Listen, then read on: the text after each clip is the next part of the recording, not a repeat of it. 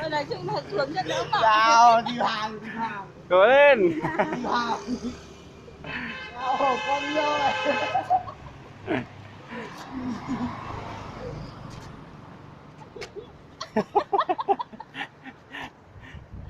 Thử xem nào. À, quay đến tận nơi cho về cho mẹ xem đúng không? Phải đến đúng cửa nhá.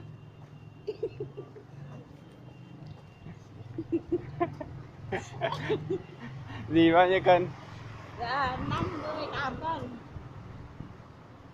Đơn giản. Mẹ 68 cân này. Mẹ chữa mày 68 cân mà mẹ đẻ bố mày còn phải nhấc ra để nha.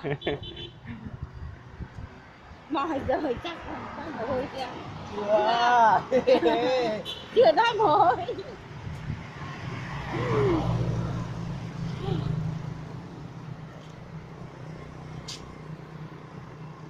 Đây, đây, đây, đây, đây, đây, đây, đây rồi. Đấy, đang đi vào đây.